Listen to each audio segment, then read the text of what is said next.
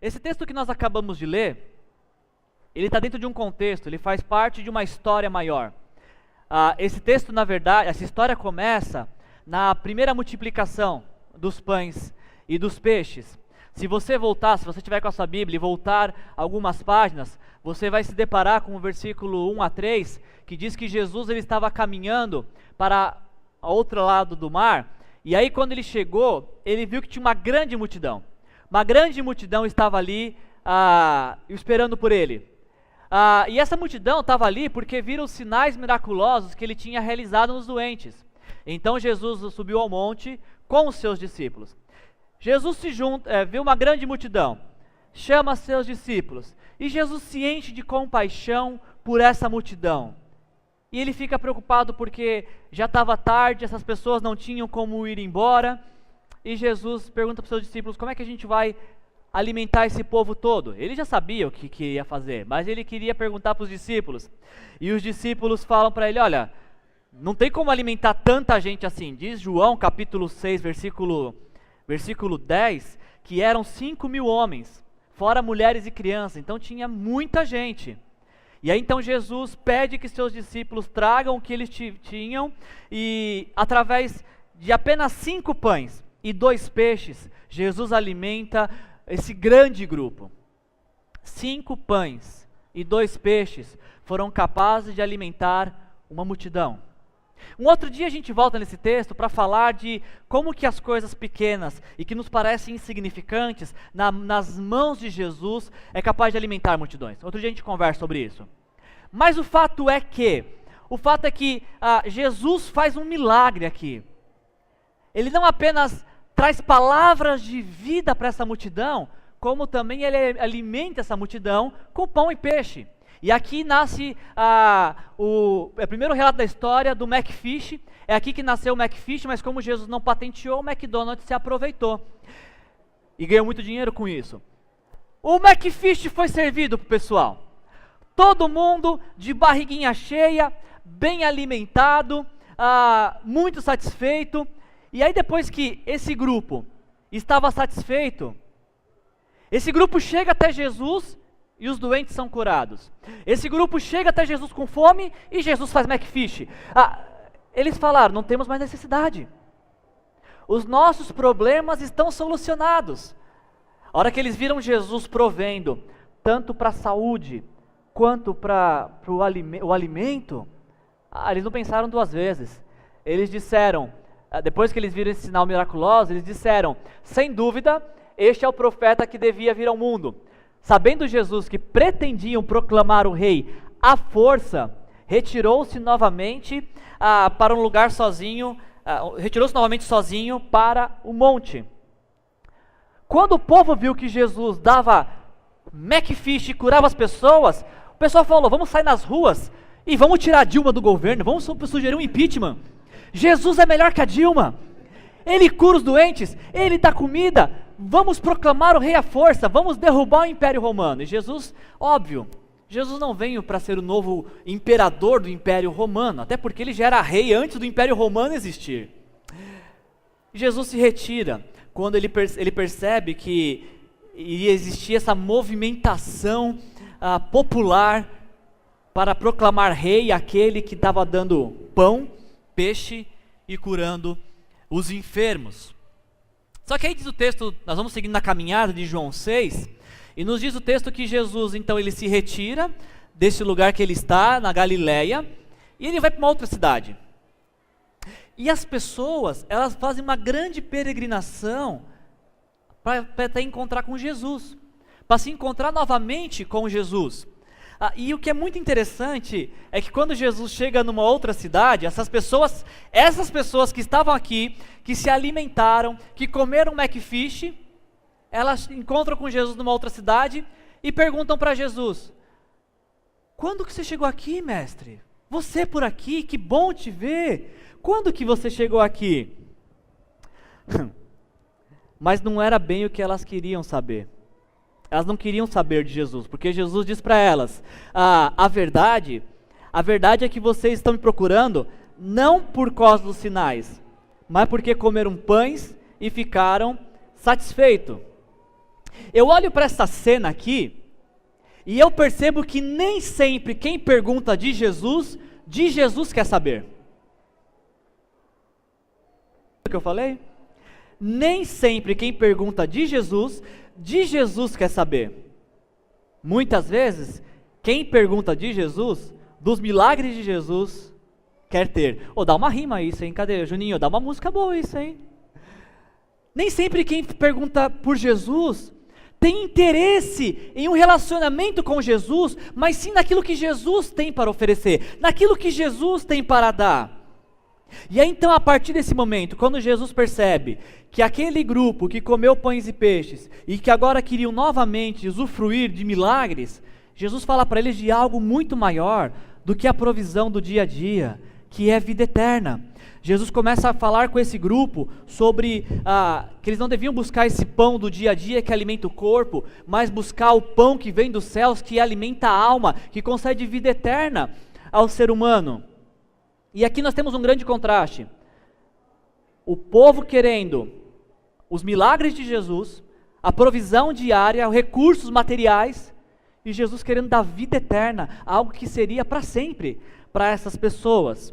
E aí Jesus fala para esse grupo então, eu sou o pão da vida, aquele que vem a mim nunca terá fome, aquele que crê em mim nunca terá sede. Nós estamos com um grande problema aqui. As pessoas estavam procurando bens materiais, estavam tentando desenvolver um relacionamento, uma espiritualidade baseada no consumo. Jesus, o que você tem para nos dar? Que é o que eles falam. Que sinal miraculoso o Senhor nos mostrará? Dá-nos sempre desse pão que você mistura pão e peixe e faz de 5 alimenta muitos. E Jesus explica para eles, mas gente, não é, isso é o menor que eu tenho para dar para vocês. O que eu realmente quero dar para vocês é vida eterna, porque esta é a vontade do meu Pai. A vontade do meu Pai é que todo aquele que olhar para o Filho e nele crer, tenha vida eterna, e eu ressuscitarei no último dia. Grave este versículo. Quando você quiser saber qual é a vontade de Deus para a sua vida, aqui está registrado. A vontade de Deus para a minha e para a sua vida é que tenhamos vida eterna.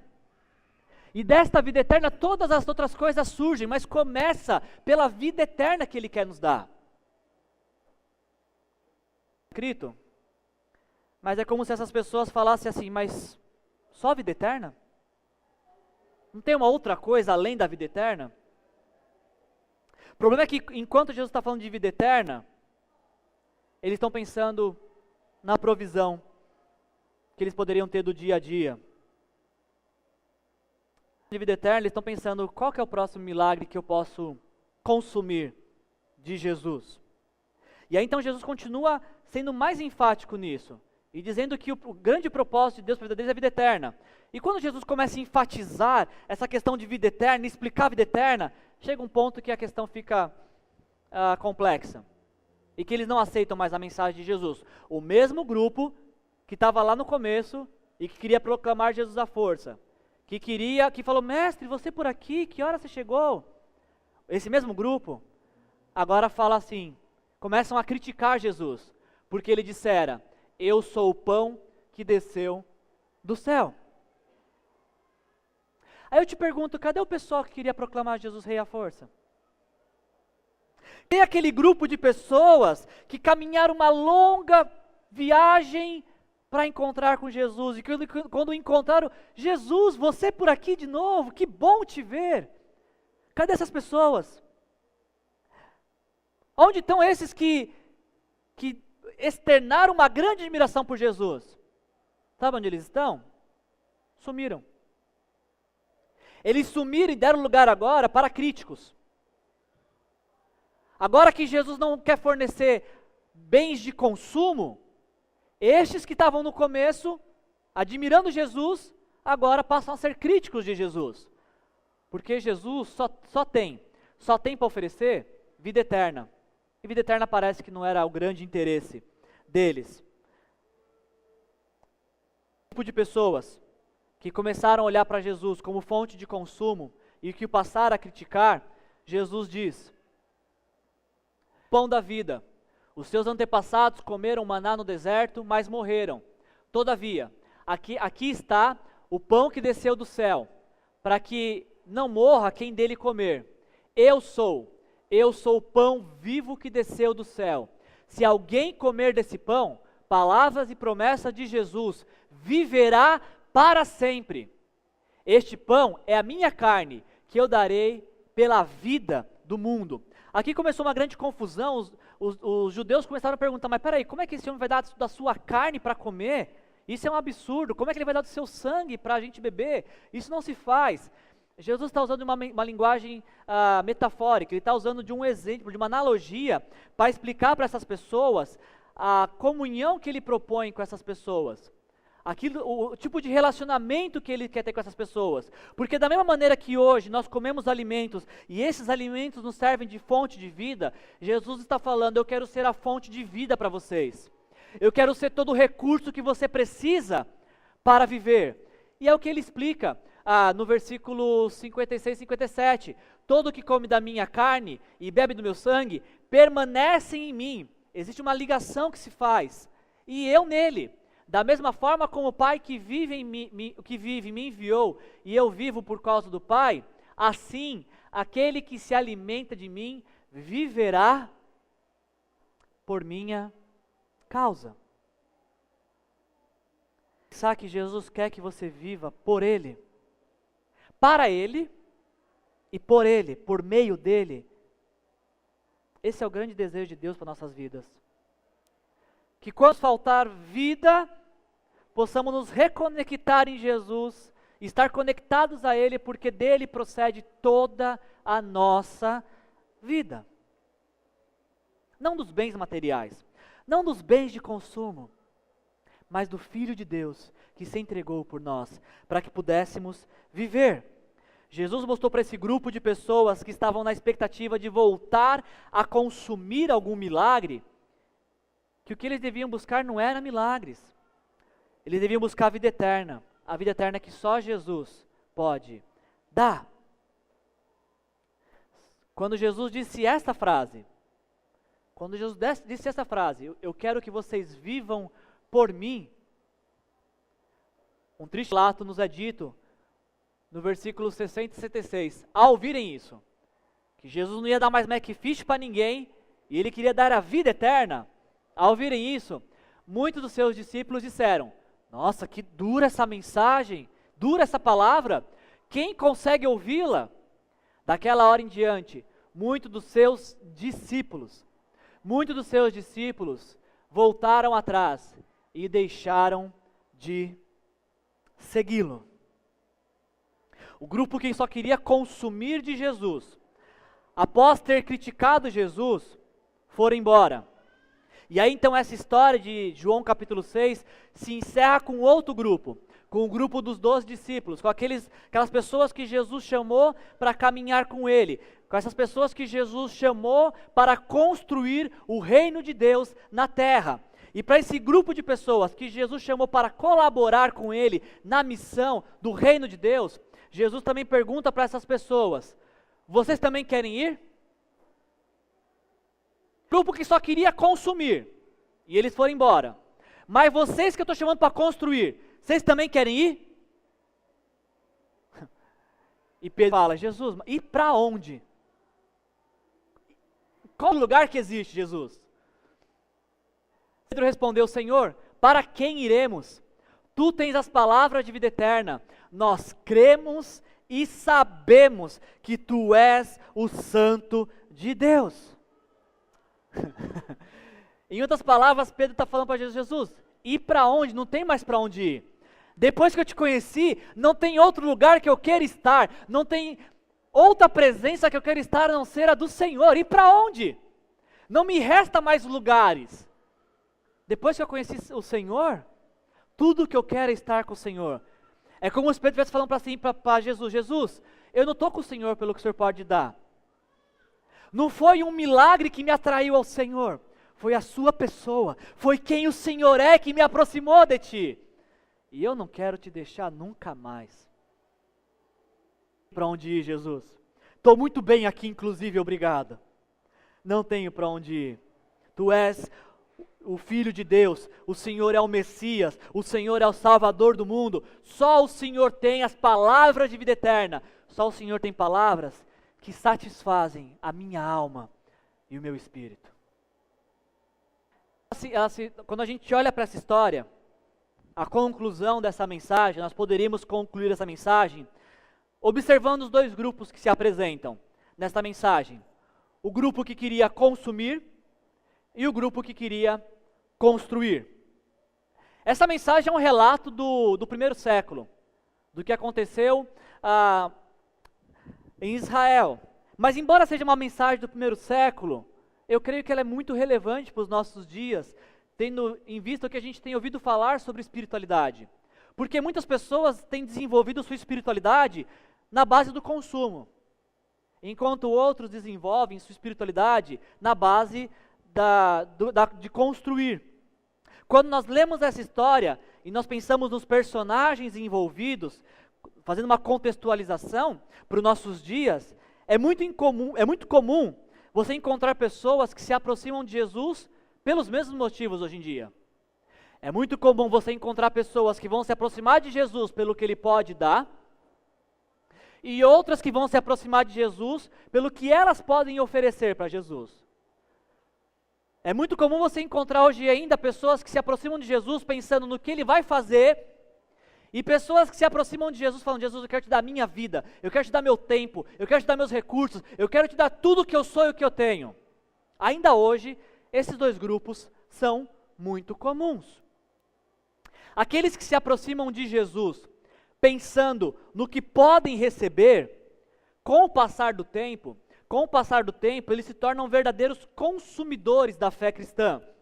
E só se vinculam a uma comunidade de fé na expectativa do que Deus pode dar para eles, ou que as pessoas podem fazer por eles. Eu tenho um professor, ele me contou uma história verídica. Ele falou assim, há muitos anos atrás, na década de 80, eu conheço uma história de um casal que estava voltando da igreja e o seu filho pequeno no banco de trás falou assim: pai, não teve salinha hoje. E o pai falou: não teve? Por quê? Aí a criança falou: porque a tia ficou doente. Aliás, a tia está doente e não vai poder mais dar aula na salinha. E aí o marido olhou para a esposa e falou: nossa, que absurdo, não?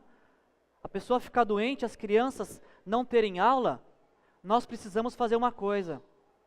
Acho que semana que vem eu vou conversar com o pastor e nós vamos nos voluntariar para dar aula para as crianças, porque as crianças não podem ficar sem aula porque alguém ficou doente. Passado muitos anos, tempos atuais, a mesma história se repete. Um outro casal volta da igreja e a criança fala no banco de trás, tempos atuais: pai, não teve a salinha hoje. E o pai fala: não teve? Por que não teve? Ah, porque a tia não pôde ir, ela não vai mais porque ela está doente, ela não pode mais. E o marido olha para a esposa e fala: que absurdo, as crianças não podem ficar sem aula, quem vai ensinar nossas crianças? Eu vou conversar com o pastor porque ele deveria ter providenciado alguém para dar aula para as crianças. Onde já se viu deixar nossas crianças sem aula? Isso não se faz, isso não é igreja. Precisamos hoje mesmo procurar uma outra igreja que tenha pessoas responsáveis para dar aula para nossas crianças. De consumo, espiritualidade de construção e espiritualidade de consumo. Histórias verídicas, mudam os personagens, mudam os enredos, mas é algo muito comum nos nossos dias. O grande problema em ser um cristão consumidor, em ter uma espiritualidade consumista, primeiro é que nunca se tem o bastante. Nunca vai se estar satisfeito. Sempre vai querer algo mais de Deus. Exemplo do texto que nós lemos. Jesus curou, Jesus deu pão, e a hora que Jesus falou de coisas eternas, não, isso eu não quero mais. Jesus, não quero mais caminhar com o Senhor. Nunca é suficiente. A nossa sociedade, ela nos incentiva cada vez mais a consumir mais. Mas na fé cristã, isso não é possível, porque ela não pode ser construída sobre bases do consumismo. E segundo, o grande problema em ser um cristão consumidor é que quem olha para a comunidade de fé como o local de consumo, o que eu vou usufruir disso, vive criticando o que está sendo feito ou o que deveria ser feito. O grande desafio que cada um de nós temos com essa mensagem é decidir. Cada um de nós precisamos nessa manhã decidir se nós queremos desenvolver nossa espiritualidade na construção ou no consumo. Cada um de nós nessa manhã, através dessa mensagem, precisamos decidir se vamos ficar criticando ou se vamos passar a ser aqueles que estão colaborando para que o reino venha existir. Essa é uma questão muito importante. É uma questão muito importante para nós conversarmos, porque quem critica não constrói. Até não combina as cores, né? Não encaixa. Quem critica não constrói. E quem constrói, quem consome não colabora. Constrói não fica criticando, não tem tempo para ficar criticando. Quem consome não tem disponibilidade para colaborar. Dificilmente você vai encontrar algum consumidor colaborando. Porque ele está ocupado demais criticando com o que deveria ser feito. E o contrário é verdadeiro. Dificilmente você vai encontrar alguém que está engajado na construção criticando. Porque ele está ocupado demais colaborando com o melhor do seu tempo, dos seus recursos, da sua disposição, para que essa comunidade de fé venha a existir. Quem critica não constrói. E quem constrói não tem tempo para criticar. Quem consome nunca vai colaborar. E quem constrói nunca vai criticar. Essa é uma regra. Essa é uma regra que vai acontecer. Como nós já conversamos, através dessa série, o nosso convite é entrar em uma grande embarcação. Nós estamos distribuindo convites para quem quiser. Qualquer pessoa é muito bem-vinda para entrar nessa nossa embarcação e seguir viagem conosco. Todos são muito bem-vindos. Nossa primeira parada será se relacionando com pessoas que não conhecem Jesus, com pessoas que estão fora de uma comunidade de fé, com pessoas que não têm igreja, com pessoas que nem de igreja gostam, mas querem saber mais sobre Jesus. Independente de como elas vivem, o que elas fazem, o que elas creem. Nossa primeira passagem é por este local. Depois nós caminharemos rumo em cuidar dessas vidas, em ensinar essas pessoas a andar como Jesus andava, a obedecer a Jesus. Partiremos em rumo a compartilhar, a encontrar pessoas com quem podemos abrir nosso coração, compartilhar da nossa vida, ter alguém para quem prestar contas, dar satisfação. E aí quando todo esse trilho tiver percorrido, nós começamos a crescer, começamos a perceber que estamos amadurecendo na fé, levando outros a amadurecerem e crescerem na fé. Se é isso aqui que você quer para a sua vida, seja muito bem-vindo a esta comunidade de fé. Seja muito bem-vindo, a sua vida é muito preciosa, porque nós vamos precisar de pessoas que nos ajudem a construir este caminho. Vamos precisar de pessoas que nos ajudem a construir uma comunidade de fé onde pessoas são mais importantes que coisas.